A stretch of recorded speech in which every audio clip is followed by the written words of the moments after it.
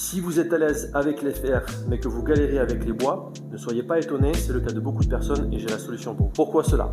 Tout simplement car la grande majorité des amateurs ont ce défaut d'avoir un club qui revient non pas dans le plan mais légèrement devant le plan, qu'on appelle du par-dessus. Or, le par-dessus ici va favoriser, si vous voulez, un angle d'attaque du club dans la balle relativement descendant. Or, vous savez que évidemment le jeu de golf se passe sur l'herbe, au sol.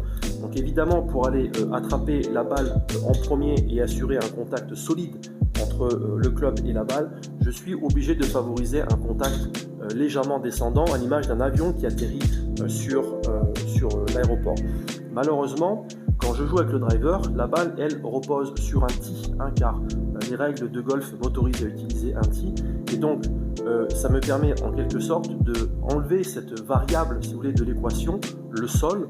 Et quand je mets la balle en l'air sur le tee, je ne peux pas arriver évidemment en descendant avec mon driver, sinon le club va passer en dessous. Je vais taper donc le tee va partir et la balle va rester sur place, ou alors je vais prendre et attraper la balle sur le haut de la face de club. La balle va partir très haute, on appelle ça faire une chandelle.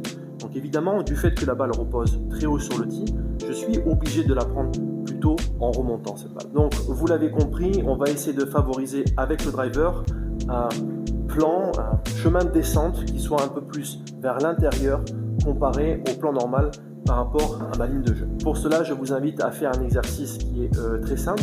Imaginez donc que votre bassin représente une boîte et votre thorax une autre boîte.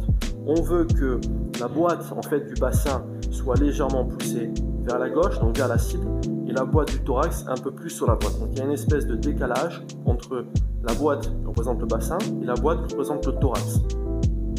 De cette façon. Ensuite, assurez-vous d'avoir la ligne du bassin et la ligne des épaules légèrement orientées vers la droite. Donc, ici et ici. Comme d'habitude, courez vite au practice et dites-moi en commentaire comment cela a amélioré votre jeu.